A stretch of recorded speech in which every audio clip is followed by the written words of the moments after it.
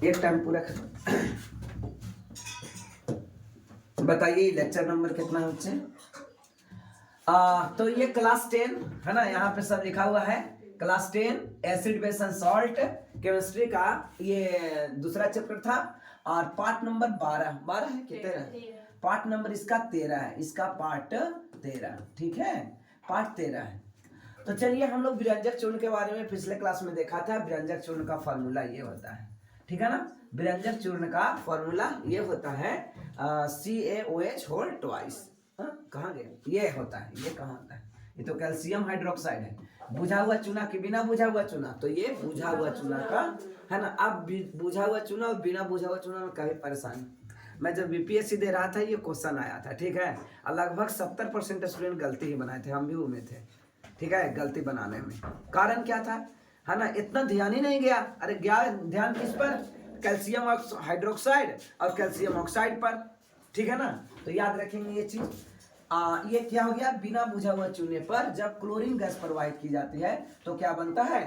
Calcium यानी विरंजक चूर्ण बनता है, जिसको इंग्लिश में क्या बोला जाता है? ब्लीचिंग पाउडर, ठीक है ना। मार्केट में ब्लीचिंग पाउडर या विरंजक चूर्ण के नाम से इस पाउडर के रूप में मिलता है, ठीक है, और वाटर रिलीज होती है, ठीक है। कह रहा है कि इसकी वास्तविक संगठन तो बहुत ज्यादा जटिल है ना, इतना कॉम्प्लेक्स है कि कहना नहीं, लेकिन नॉर्मली इस ढंग का। विरंजक चूर्ण का परिभाषित किए थे कि विरंजक चूर्ण का निर्माण कैसे होगा? शुष्क बुझे हुए चूर्ण पर क्लोरीन गैस से क्रिया।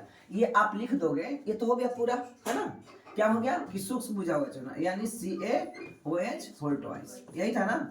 और इस पर क्या? क्लोरीन गैस पास करवाओ और क्या बन जाएगा? विरंजक चूर्ण बनेगा। गेट सटा बेटा, विरंजक चूर्ण बनेगा CaOCr2 और वाटर रिलीज होगा। आपने यही देखा था, क्या होगा? वाटर रिलीज होगा। लेकिन यहाँ पे एक परेशानी आ रही थी, क्या आप इतना लिख लोगे, इतना लिखोगे तो नंबर 3 नंबर दे देगा? 3 नंबर नहीं देगा। अब आपको यही लगता है कि हमने तो सही सही बनाया, हाँ, एग्जामिनेशन में क्या सोचते हो? हमने सही बनाया, आके देख रहे हैं तो इतना नंबर आ रहा है, और जब रिजल्ट आया था अरे वही नंबर वह काट लिया। अरे काटेगा नहीं, लिखना था ये, और लिख के चला है इतना सुन, है ना। इतना सुन बहुत जगह तो इतने लिखा दिया जाता है। आप लोग याद, कोई बच्चा से पूछोगे तो यही क्वेश्चन का आंसर देगा, विरंजक चूर्ण का निर्माण सूक्ष्म बुझे हुए चूने पर क्लोरीन गैस पास कराएंगे, विरंजक चूर्ण बन गया, है ना। सही आंसर यहाँ पे मिला। 5 नंबर 4 नंबर लाने के लिए आपको ये प्रोसीजर अपनाना होगा। कहता है इसके निर्माण एक विशेष प्रकार का इक्विपमेंट लेते हैं। क्या लेते हैं? इक्विपमेंट लेते हैं जिससे शुष्क बुझा हुआ चूना यहाँ गलती लिखा गया था, है ना, डाला जाता है, नीचे से गर्म वायु, याद रखना, क्लोरीन गैस और गर्म वायु। तो ये ना प्रोसीजर हुआ, ये थोड़ी ना हुआ, ये शॉर्ट प्रोसीजर है सिर्फ केमिकल रिएक्शन लिखने का।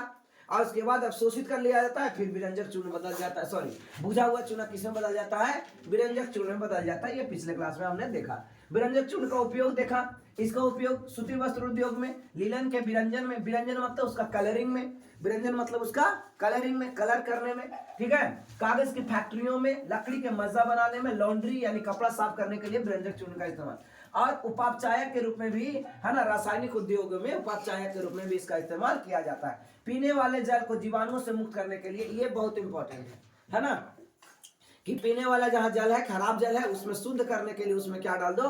विरंजक चूर्ण डाल दो और ये सही हो जाएगा, ठीक है। बेकिंग सोडा, बेकिंग सोडा का फॉर्मूला क्या होता था? Sodium hydrogen carbonate, sodium hydrogen carbonate. Baking soda और बेकिंग पाउडर में अंतर है, बेकिंग सोडा और बेकिंग पाउडर में अंतर है, ये नहीं कि दोनों एक ही है। हमने देखा था बेकिंग सोडा और बेकिंग पाउडर में क्या अंतर है, ठीक है। कहते हैं इसका उपयोग आमतौर रसोई घर में, है ना, खास्ता पकौड़ा यानी कि किसी जो खास्ता बनाने में इसका काम किया जाता है, उपयोग किया, और खाना जल्दी पक जाए इसके लिए भी इसका काम किया जाता है, ठीक है ना। रासायनिक सोडियम हाइड्रोजन कार्बोनेट, फार्मूला ये हो गया NaHCO3। इस प्रकार से इसका निर्माण ये बेकिंग सोडा यानी कि सोडियम हाइड्रोजन कार्बोनेट ऐसे बनाते हैं। इसका एक्टिविटीज हम लोग देखा था। ये क्या है? सोडियम हाइड्रोजन कार्बोनेट, ये है सोडियम कार्बोनेट।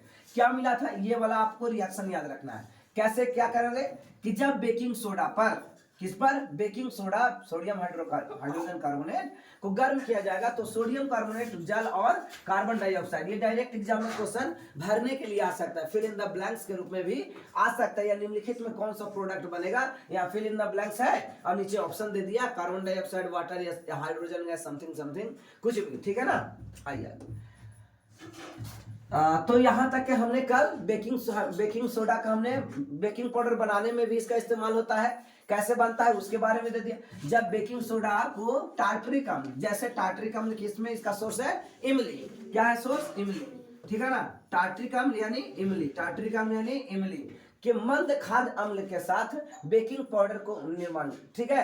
तो देखिए ये हो गया baking powder, baking soda, hydrogen ion यहाँ पे रिलीज होगा और ये बनेगा, ठीक है। चलिए, तो यहाँ तक हमने पिछले क्लास में तो बता ही दिए थे। आज हमें बताना है बेकिंग पाउडर या बेकिंग सोडा को और आगे।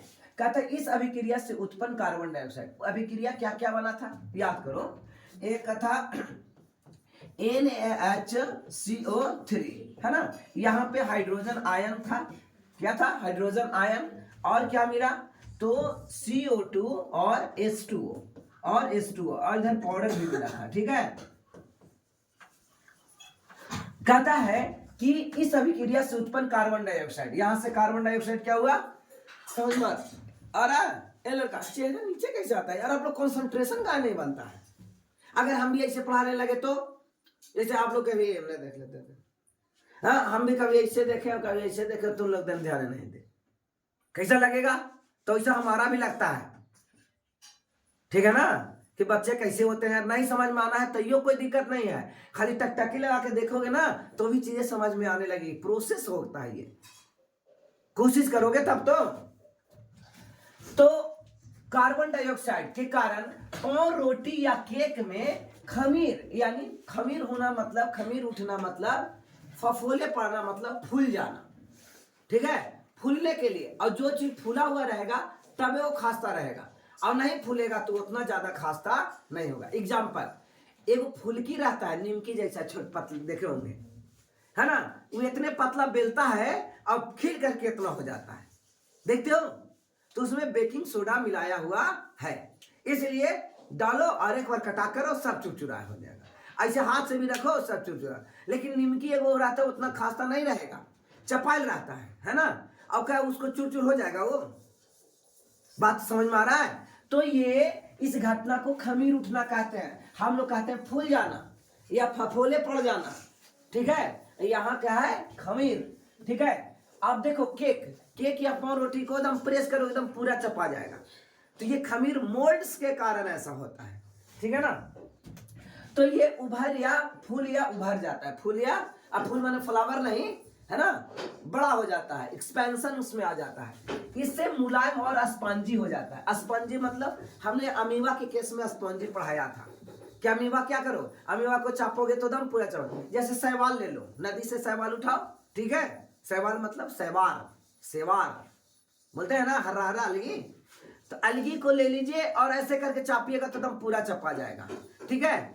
और इसका स्पंजी का सबसे बढ़िया एग्जाम्पल है स्पंज, खाने वाला छेना नहीं, एकदम पूरा पानी में पानी करें सीरा में डूबा रहता है, और उसको पूरा चापिएगा तो क्या होगा, पूरा चपा जाएगा, और फिर छोड़िएगा तो फूल जाएगा, है ना।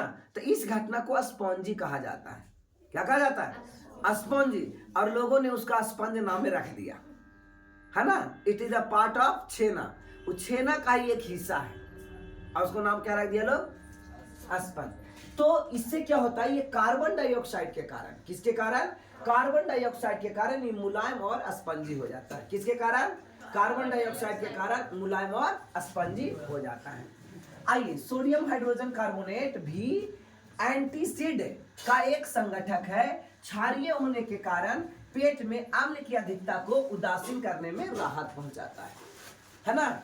अगर मीठा सोडा आप खाते हो, ठीक है, तो क्या होगा, ये एक अम्ल है, क्या है ये, अम्ल है, तो अम्ल की अधिकता, क्षार है, या ये क्या है, क्षार है, क्योंकि हाइड्रोजन कार्बोनेट लगा हुआ है ना, क्योंकि ये एक क्षार है, और जब पेट में अम्लीयता यानी पेट में जब जलन उत्पन्न हो जाता है तो उसे दूर करने के लिए आप इसका इस्तेमाल कर सकते हो न्यूट्रलाइजेशन के लिए। कहते हैं इसका उपयोग क्या है, सोडा अग्निशामक, बेटा अग्निशामक मीन्स क्या होता है, अग्निशामक मीन्स फायर ब्रिगेड जानते हो, आग बुझाने वाला यंत्र, अग्निशामक, तो इसका उपयोग अग्निशामक में भी होता है। तो क्या क्या सीखे आप? Sodium hydrogen carbonate. तो सोडियम हाइड्रोजन कार्बोनेट को उदासीन करने में, किसको उदासीन? क्षार को उदासीन करने में। किसको उदासीन? क्षार को। क्षार को अम्ल को उदासीन करने में। किसको उदासीन करने में? अम्ल को उदासीन करने में। और इसका उपयोग है ना अग्निशामक के रूप में भी किया जाता है। अगर आप पूरा लाइन को लिखना सीख जाते हैं, इतना पूरा लाइन को लिखना सीख जाते हैं, तो यहाँ नंबर कटने की कोई संभावना नहीं रहेगी। एनसीईआरटी का लाइन अगर लिखने आ गया, अब पूरा लिख दिए, नंबर नहीं कटेगा, है ना। नहीं तो 500 के करीब पहुंचना, 500 मतलब 5 सब्जेक्ट से 500 नंबर, उसके करीब पहुंचने में आपको ये लाइन आपको लिखना पड़ेगा। शुरू से आदत डालनी होगी, है ना। धोने वाला सोडा, आज नया टॉपिक यहाँ पे धोने वाला सोडा। हमने दो चीजों की चर्चा कर ली है, ब्लीचिंग पाउडर और बेकिंग सोडा। ब्लीचिंग पाउडर और अगर कुछ बच्चे को कुछ भी नहीं याद हो, लेकिन दो का फॉर्मूला तो याद है ना, ब्लीचिंग पाउडर और बेकिंग सोडा का, ठीक है ना। तो ये दो, आज चलिए तीसरा फेज पढ़ते हैं, यह धोने वाला सोडा। तो धोने वाला सोडा सोडियम कार्बोनेट Na2CO3, ये सोडियम कार्बोनेट, लेकिन इसमें क्रिस्टल होते हैं। क्या होते हैं? क्रिस्टल, यानी रवा होते हैं जल के रूप में। और ये रवा 10H2O के फॉर्म में होगा, 10H2O के फॉर्म में होगा। किसके फॉर्म में होगा बच्चे? 10H2O के फॉर्म में होगा। Na2CO3 इंटू 10H2O, ये किसका फॉर्मूला है? धोने वाला सोडा, साफ करने वाला सोडा, ठीक है। सोडियम कार्बोनेट, ये सब का ये फॉर्मूला। ओके, बासिंग सोडा भी बोलेंगे, बासिंग मतलब धोना, तो बासिंग सोडा का भी इस्तेमाल होगा, ठीक है। आप लोग कॉपी भी निकाल के नहीं रखते हैं? गोली बंदूक निकाल करके रखा कीजिए, हाँ, नहीं तो बताइए कौन छापेगा इसको। कहता है सर, अब देखिए पहले से निकला रहा था, अब हम जब बता रहे होते हैं तब आपको खाली मतलब लिख लेते, और जब आप बताने लगते हैं तब आप निकालने लगते हो।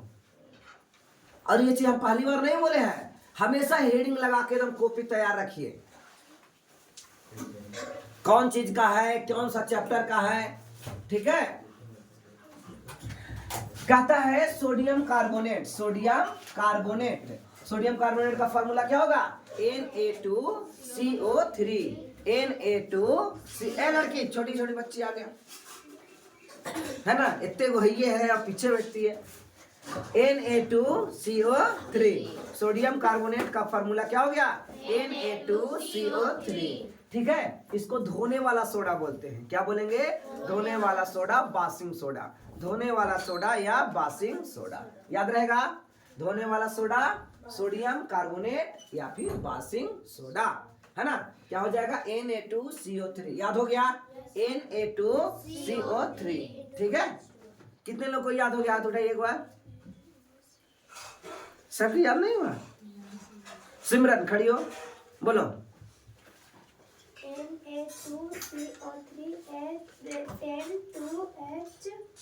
Na2CO3 अरे वाटर का फॉर्मूला है 10H2O। अब ऐसे करके तो भुला ही जाएगी।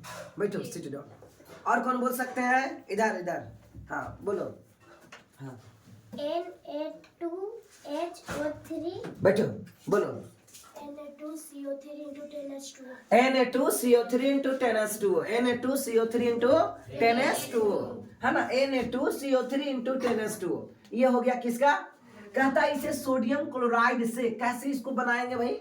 तो सोडियम क्लोराइड से प्राप्त किया जाता है, ठीक है। आगे क्वेश्चन आ गया कि ये कैसे प्राप्त किया जाता है, तो आप कह सकते हो सोडियम क्लोराइड से, शॉर्ट में, है ना। बासिंग सोडा का निर्माण में किसका योगदान है? तो सोडियम क्लोराइड यानी नमक का, किसका?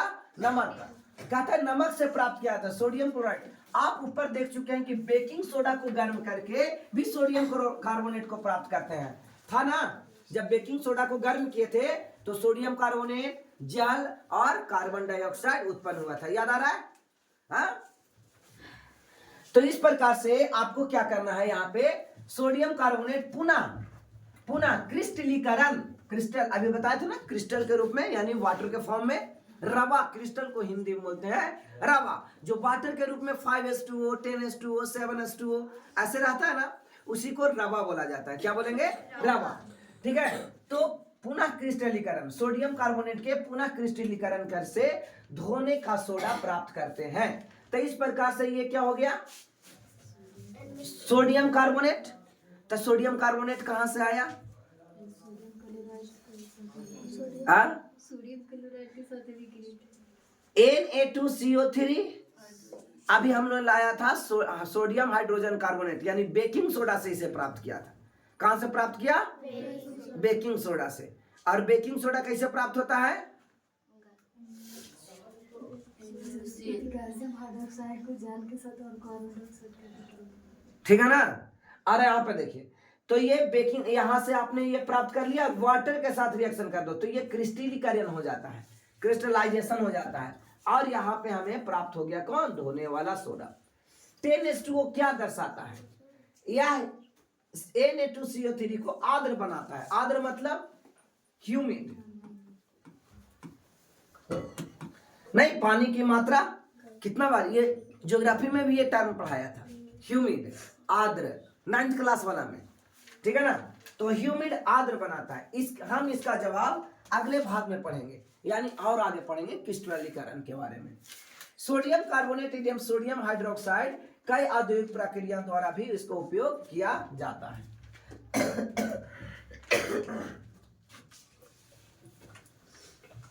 नेक्स्ट है धोने का सोडा, यानी फॉर्मूला Na2CO3 इंटू 10H2O।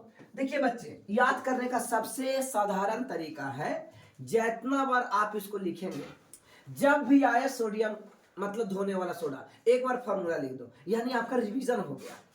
अब कुछ बच्चे समझते हैं पहले तो लिख ही लिए थे, अब दोबारा लिखने की क्या जरूरत है। जैसे मैथ बनाते हैं तो फॉर्मूला लिखेंगे ही नहीं, एक दो बार फॉर्मूला लिख लिए और अगला प्रोसीजर में फॉर्मूला लिखेंगे ही नहीं, और डायरेक्ट क्या होता, पुट कर दिया, बना लिए, है ना। आपको क्या है, एक बार फॉर्मूला फिर रटने का काम करना होगा। अब नहीं तो पहले रटा होगा फॉर्मूला, फॉर्मूला तो याद करना ही नहीं है, फॉर्मूला रटना ही नहीं है, लेकिन जब जब आए तब तक फॉर्मूला लिखिए, है ना। हमें याद नहीं था, फिर भी क्यों लिखा, ये आपके लिए कि जितना बार लिखेंगे आपका दिमाग में उतना ही ज्यादा आएगा।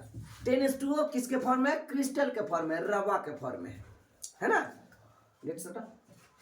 कहता है सोडियम कार्बोनेट का उपयोग कांच में, किसमें, कांच उद्योग, साबुन बनाने और कागज उद्योग में होता है। याद रहेगा, सोडियम कार्बोनेट का फॉर्मूला सिर्फ हम लोग कपड़े नहीं धोएंगे, इसको कांच, जहां कांच बनाया जाता है वहां भी इसका इस्तेमाल होगा, जहां साबुन बनाया जाता है ना। ये अगले भाग में पढ़ेंगे, लेसन 4 में इसको फिर से पढ़ा जाएगा। कांच में, साबुन बनाने में और कागज उद्योग, याद हो गया, है ना। सोडियम कार्बोनेट धोने वाला सोडा का उपयोग कांच उद्योग में, साबुन उद्योग में और कागज उद्योग में होता है। याद रहेगा, कांच उद्योग, साबुन उद्योग और कागज उद्योग। इसका उपयोग बोरेक्स जैसे सोडियम के यौगिक उत्पादन में भी होता है ना। बोरेक्स जैसे सोडियम के यौगिक उत्पादन में भी इसका, borax Na2B4O7 into 10H, borax का फॉर्मूला यही है।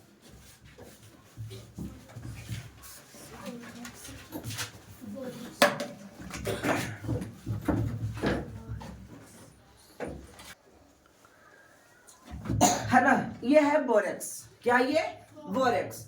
तो इसका उपयोग बोरेक्स जैसे सोडियम के यौगिक के उत्पादन में होता है।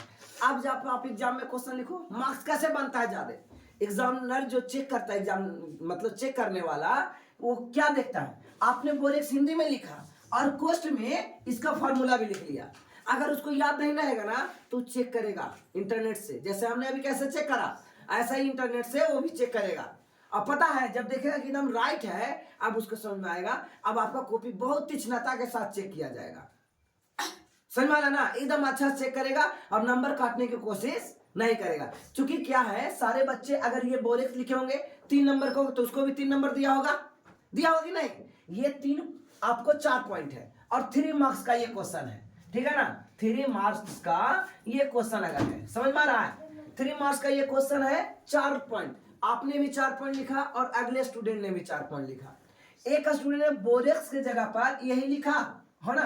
आपको वो एग्जामिनर जो है वो दे दिया 3 नंबर, पूरा के पूरा फुल मार्क्स दे दिया ना। अब आपने क्या किया, यहाँ पे फॉर्मूला डाल दिया बोरेक्स का। अब बताइए, आपको 3.5 नंबर तो दे नहीं सकता, 3 नंबर का है ना।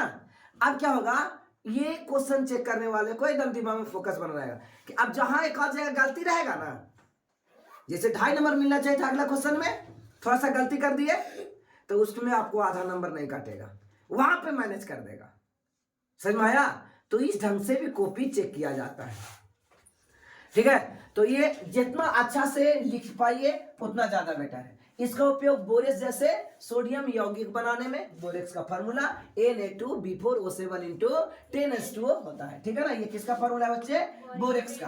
कहता है सोडियम कार्बोनेट का उपयोग घरों में साफ सफाई के लिए भी किया जाता है ना। इसका छिड़काव साफ सफाई के लिए भी किया जाता है। जल की अस्थायी कठोरता सबसे भी ये क्वेश्चन है। यहाँ से ये 4 नंबर 3 नंबर का क्वेश्चन तो बना ही, लेकिन 1 नंबर का क्वेश्चन यहाँ से बनेगा, है ना। 1 नंबर ये क्वेश्चन में फिल इन द ब्लैंक्स हो, चाहे एमसीक्यू के फॉर्म में हो, वस्तुनिष्ठ प्रश्न हो, आपको ये देगा कि जल की अस्थायी कठोरता को दूर करने के लिए किसका इस्तेमाल करते हैं। तो जल की अस्थायी कठोरता को दूर करने के लिए किसका इस्तेमाल करेंगे, धोने का सोडा, ठीक है, सोडियम कार्बोनेट का इस्तेमाल करते हैं। तो याद हुआ, पहला सोडियम कार्बोनेट का उपयोग क्या देखे, कांच बनाने, साबुन और कागज उद्योग, कांच साबुन कागज उद्योग, कांच साबुन कागज। दूसरा बोरेक्स बनाने में। तीसरा घरों में साफ सफाई। चौथा अस्थायी कठोरता, ठीक है ना। इसको एक बार फिर से समझिए शॉर्ट में। अगर शॉर्ट में एक नोट्स बनाते हैं, है ना, जहां लिखा हुआ है ना, ये जहां लिखा हुआ है उसी के नीचे 2 लाइन छोड़ दिया करो, है ना। हमारे नोट्स में कभी आप लोग कभी देख रहे होंगे पुराने नोट्स में भी, तो हर एक क्वेश्चन के बीच में 2 लाइन 4 लाइन छोड़ा रहता है, या इधर जगह छोड़ा रहता है, या इधर जगह छोड़ा रहता है नोट्स में। क्यों, वही चीज को शॉर्ट में कैसे लिख सकते हैं कि अगला बार पूरा देखने की जरूरत नहीं पड़े, खाली वो छोटा सा देखे। तो इसको शॉर्ट कैसे बनाएंगे, इसका उद्योग काम कांच बनाने, साबुन, ठीक है, और कागज। यहाँ इतना करेंगे, कांच साबुन कागज। या फिर आप दूसरा चीज भी कर सकते हैं, अंडरलाइन भी कर सकते हैं हाइलाइटर से, ठीक है। फिर क्या करेंगे, बोरेक्स बनाने में।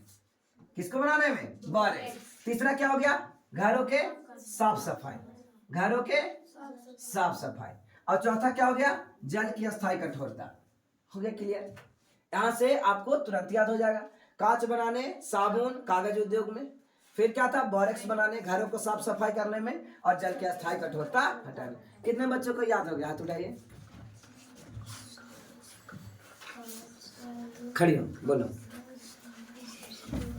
कांच साबुन बनाने में और कागज बनाने में और बोरेक्स बनाने में और घरों को साफ सफाई करने में, हाँ, और जल की कठोरता, हाँ, अस्थायी कठोरता को हटाने में। Very good. और कोई बोलो बेटा।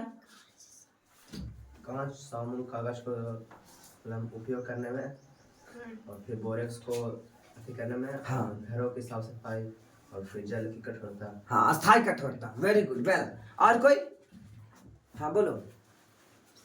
कांच साबुन कागज बनाने में, बोरेक्स बनाने में, घरों की साफ सफाई करने में, हाँ, अस्थायी कठोरता को हटाने में, जल के अस्थायी कठोरता को हटाने में। और हाँ, कांच साबुन और कागज बनाने में, हाँ, बोरेक्स बनाने में, हाँ, घर के साफ सफाई में, हाँ, जल की अस्थायी जल के अस्थायी कठोरता को हटाना। Very good. समझिए आपके पास दिमाग भगवान ने कितना दे रखा है कि अभी पढ़ाए और तुरंत याद हो गया। तो घरे क्या करते हैं, अगला दिन पूछते हैं तो कहा नहीं याद होता है, क्योंकि आप घर पे उतना देर नहीं पढ़ते हो। अब नहीं तो पढ़ते हो तो सिस्टम नहीं पता है पढ़ने का, हाँ, आप रूटीन नहीं बना पाते हो पढ़ने का। मतलब रूटीन मतलब ये नहीं कि इतना घंटा एक पढ़ना है, इतना घंटा इतना, है ना। सिस्टम से पढ़ाई नहीं करते इसका मतलब। अब नहीं तो कैसे याद, बताइए। आपको यहाँ पे तुरंत जस्ट मिनट याद हो गया, तुमको भी याद हो गया। देखो ये भी करी, हमको याद तो नहीं, एक बार बोलिए तो। कांच साबुन कागज बनाने में, बोरेक्स बनाने में, घरों में साफ सफाई करने में, और जल की अस्थायी कठोरता करने में। बैठो, है ना। बोरेक्स का फॉर्मूला कितने लोग को याद हो गया,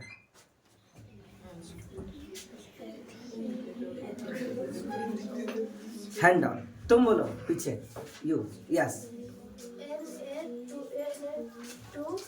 Na2CO3 गलते बैठे, Na2B4 O7 into 10s2 क्या था Na2CO3 Na2B4O7 into 10s2 ये किसका फार्मूला है 10s2O ये किसका फार्मूला है बोरेक्स का फार्मूला है ठीक है ना। तो आई होप आपको इतना समझ में आ गया होगा। अब आइए एक एक्टिविटी देखते हैं। कहता है क्या लवण के क्रिस्टल वास्तव में शुष्क होते हैं। शुष्क मतलब सूखा हुआ। लवण के क्रिस्टल जो क्रिस्टल के रूप में होता है, रबा के रूप में होता है, दानेदार के रूप में होता है, जैसे मिश्री है ना। क्रिस्टल का सबसे बढ़िया एग्जांपल है मिश्री, चीनी, ठीक है। तो क्या लवण के क्रिस्टल जैसे 10s2O मोहर साल्ट, ये सब MgCO3 into 10s2O मोहर साल्ट का फॉर्मूला है। तो क्या लवण के क्रिस्टल को वास्तव शुष्क होता है यानी सूखा होता है। आइए एक्टिविटी है ना दूसरा चैप्टर का 15वां नंबर एक्टिविटी देखते हैं। कॉपर सल्फेट के कुछ क्रिस्टल को शुष्क क्वथन नली में गर्म करें, यानी सूखा हुआ ले ले। किसका क्रिस्टल लेना है कॉपर सल्फेट। तो कॉपर सल्फेट का क्रिस्टल कितना होगा कौन बताएगा, हाथ उठाइए। कॉपर सल्फेट का क्रिस्टल कितना होगा। हाँ हाँ इसका क्रिस्टल 5 होगा। क्या होगा 5s2 ठीक है। क्या होगा CuSO4 into 5s2 है ना। और याद करो एगो आयरन का क्रिस्टल था है ना FeSO4 इसका कितना क्रिस्टल था 7s2। और एक और क्रिस्टल बताओ ZnSO4 into 7s2। और कोई क्रिस्टल अभी नमक Na2CO3 into 10s2 ठीक है। और अभी तुरंत बोरेक्स का Na2B4O7 into 10s2। मोहर साल्ट का MgSO4 into 10s2। इसके अलावा जिप्सम का CaSO4 into एगो हाफ S2O। ये किसका है फार्मूला बेटा, ये प्लास्टर ऑफ पेरिस लंबा फार्मूला, पानी कम। और एक फार्मूला क्या था CaSO4 into 2s2 है ना। तो इतना क्रिस्टल होता है। ये सब क्या है सारा के सारा क्रिस्टल्स के फॉर्म होते हैं, रवा के फॉर्म होते हैं। किसके फॉर्म में रवा। ये सब चीनी के। तो ये पूछ रहा है कि जितना भी सॉल्ट बनता है ये सब लवण है। ये जितना सब क्या है देखो इसका नाम है मोहर लवण। ये मोहर सॉल्ट है, ये मोहर सॉल्ट फॉर्मूला ही है ये मोहर सॉल्ट का ठीक है। तो ये टोटल आपको क्या मिला यहाँ पे कि पूरा के पूरा ये सॉल्ट है। क्या ये सॉल्ट है, बोलो क्या ये सॉल्ट। तो ये पूरा सॉल्ट है। तो यही क्वेश्चन में कह रहा है क्या जितने भी सॉल्ट होते हैं सबके सब शुष्क होते हैं क्या। जितने भी क्रिस्टल ये लवण के क्रिस्टल वास्तव में शुष्क होते हैं क्या। तो सबसे पहले आपको क्या लेना होगा कॉपर सल्फेट का एक क्रिस्टल लेना होगा, यानी CuSO4 into 5s2O ठीक है। क्वथन नली में ले लीजिए, गर्म कीजिए। गर्म करने के बाद कॉपर सल्फेट का रंग क्या होगा। तो आपने देखा था कॉपर सल्फेट नीला कलर का होता है। किस कलर का नीला ठीक है। और आयरन सल्फेट हरा कलर का। किस कलर का हरा। और जिंक ये किस कलर का है ना श्वेत यानी उजला कलर का। ये सब याद है ना। ये किसका फॉर्मूला था नीला थो था है ना ब्लू विट्रोइल्स। ये हरा थो था या हरा कशिश ग्रीन विट्रोइल। और ये श्वेत कशिश श्वेत थो था या व्हाइट विट्रोइल ठीक है। आपको ये याद होना चाहिए। अब कहते हैं क्वथन नली में जल की बूंद नजर आती है। अब देखो क्वथन नली में क्या जल की बूंद नजर आती है। ये कहां से आई जल की बूंद कहां से आई। हमने तो क्या लिया था सूखा हुआ लिया था ठीक है। जल की बूंद कहां से गर्म करने के बाद प्राप्त कॉपर सल्फेट के नमूने में जल की 2-3 बूंद डालिए। अब उसी नमूने में 2-3 बूंद डालना है। क्या आप परीक्षण करते हैं यानी क्या आप देखते हैं है ना क्या कॉपर सल्फेट का नीला रंग वापस आ गया ठीक है। चलिए देखते हैं इसको क्या कॉपर सल्फेट का नीला रंग वापस आ गया।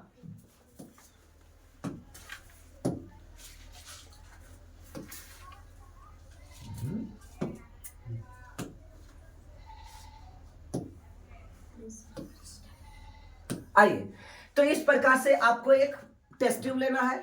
इस टेस्ट ट्यूब को परख नली कहते हैं। क्या कहते हैं बच्चे परख नली। टेस्ट ट्यूब यानी परख नली। टेस्ट ट्यूब यानी परख नली। तो एक टेस्ट ट्यूब लिया आपने देखा होगा लेबोरेटरी में रहता है ठीक है ना।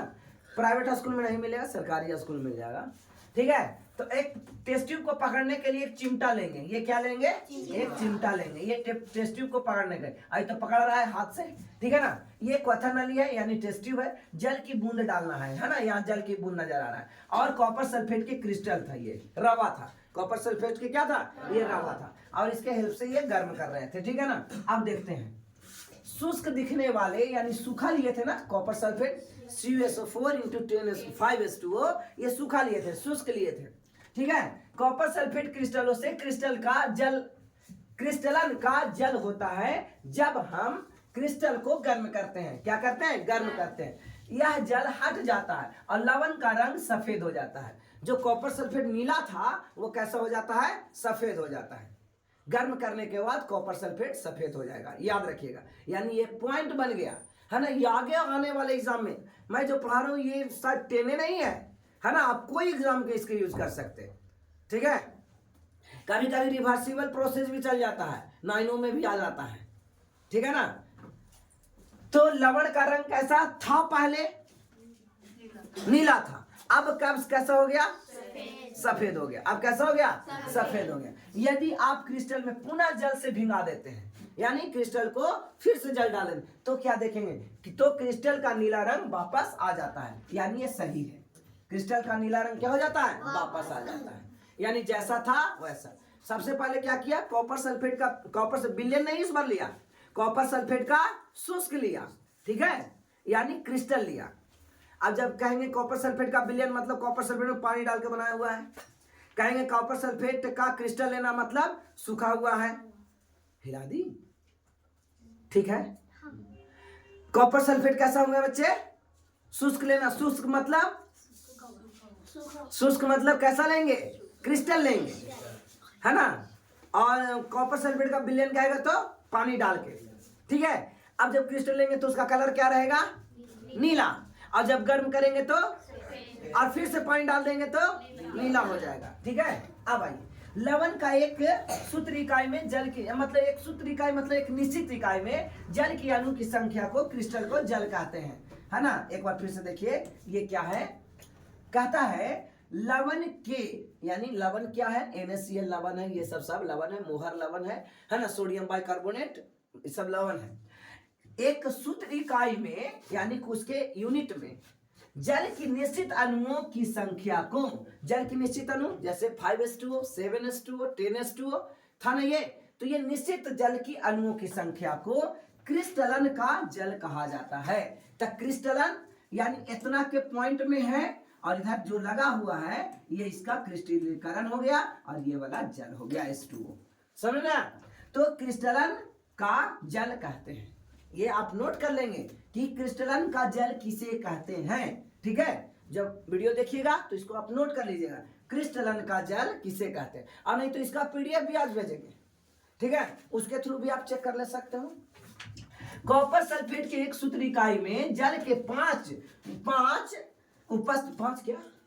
अणु उपस्थित होते हैं। ये अणु रहता है, आपको तो ये पता होगा, ये अणु है और इसमें परमाणु है, ये एक का परमाणु हो गया, 2 परमाणु है और 1 परमाणु है, टोटल हो गया 3 परमाणु।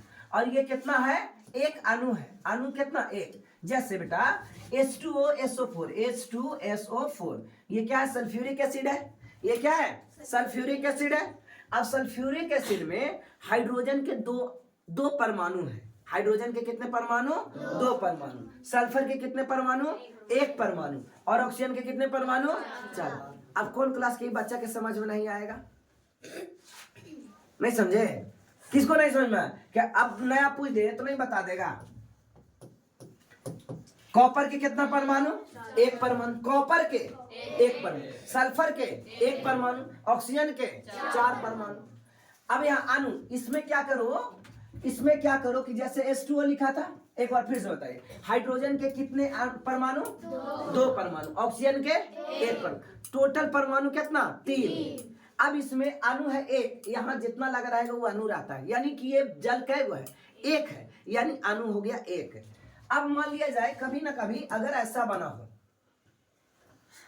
2H2O, ये कैसे बना होगा, 2H2O ऐसे बना होगा, H2O प्लस H2O, समझ में आ रहा है?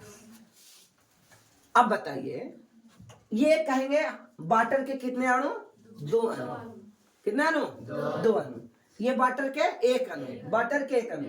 यानी जब वाटर के एक अणु मिल जाएगा तो वाटर के 2 अणु बनेगा। कोई नया काम है क्या? अच्छा आप बताइए, इसमें हाइड्रोजन के कितने परमाणु? 2।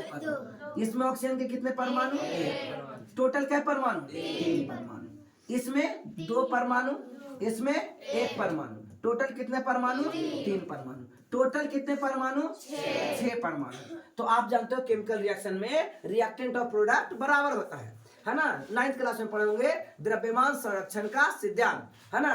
Total reactant is equal to total product, Lavoisier ने दिया था। अब बताइए, यहाँ हाइड्रोजन के कितने परमाणु? हाइड्रोजन के कितने परमाणु? 4 परमाणु। कैसे? 2 यहाँ लगा हुआ, 2 से गुणा है। क्या परमाणु? 4 परमाणु। और ऑक्सीजन के कितने परमाणु? 1 नजर आ रहा है इधर, गुणवा टोटल हो गया 2 परमाणु। टोटल कितना हो गया? 6। तो इधर भी 6 हो गया, इधर भी 6 हो गया। समझ ना? तो ये अणु और परमाणु में अंतर हो गया। एक क्वेश्चन और लेते हैं। ये है बच्चा H2SO4। अभी टोटल हाइड्रोजन के परमाणु पूछेंगे तो हाइड्रोजन के कितने परमाणु आएगा? बोलो बेटा, हाइड्रोजन के कितना परमाणु आएगा? हाइड्रोजन का 2 परमाणु होगा। ठीक है, परमाणु, एटम, परमाणु यानी एटम। सल्फर का कितना परमाणु? 1। ऑक्सीजन का कितना परमाणु? 4। अगर हम यहाँ 2 से गुणा कर दें, अब आप पूछेंगे अणु कितना? अणु कितना? तो अणु 2, जब यहाँ से रहेगा गुना अणु होता है। और ये अब टोटल परमाणु यहाँ पे कितना हुआ था बताइए? 7। अब टोटल परमाणु कितना है इसमें? 14। नहीं, अभी जैसे 6 आया था ना जल वाला में, तो 14। जब 3 से गुना कर देंगे तब अणु हो गया 3। अणु हो गया, यहाँ जितना रहे वो अणु कहलाता है। अणु हो गया 3। अब टोटल परमाणु हो गया 7 या 21। नहीं, सल्फर के कै गो परमाणु रहेगा? 3 गो। ऑक्सीजन के कै परमाणु होगा? 6 गो। 3 ना 6। ऑक्सीजन के कै? ऑक्सीजन के 4 के 12 गो। हाइड्रोजन को। ठीक है, क्या अणु और परमाणु में अंतर समझ में आ गया बच्चे? तो कहता है अणुओं की निश्चित संख्या, निश्चित अणुओं की संख्या को क्रिस्टलन का जल कहते हैं। तो सब में निश्चित देखा था, H2O, 7H2O, 10H2O, half H2O, 2H2O, ऐसे करके देखे थे अलग अलग क्रिस्टल के फॉर्म में। ठीक है ना? तो इस प्रकार से जल के 5 अणु उपस्थित होते हैं। किसमें? CuSO4 into 5H2O। ये किसका फॉर्मूला है बच्चा? नीलाथोथा। किसका? नीलाथोथा, है ना? ऐसे कॉपर सल्फेट था, लेकिन जब क्रिस्टल मिल गया तो नीलाथोथा। इसको और क्या बोलेंगे? नीला कशिश या ब्लू विट्रोल। ठीक है, जलीय कॉपर सल्फेट का रासायनिक सूत्र क्या होता है? ये होता है ना? CuSO4 into 5H2। क्या आप बता सकते हैं कि Na2CO3 इंटू 10H2O का अणु आद्र है या नहीं? तो क्या कहेंगे? अणु आद्र है। ठीक है ना? जिप्सम एक अन्य लवण है। जिप्सम भी क्या है? लवण है। तो आपने सब देखा, ये सब लवण है, याद रहेगा ना? इसे क्या है? लवण है ना? जिसमें क्रिस्टलन का जल होता है। तो ये हो गया क्रिस्टलन का जल। ठीक है, क्रिस्टल को इंग्लिश में क्या बोलते हैं? तुरंत तो बताया था, क्रिस्टल।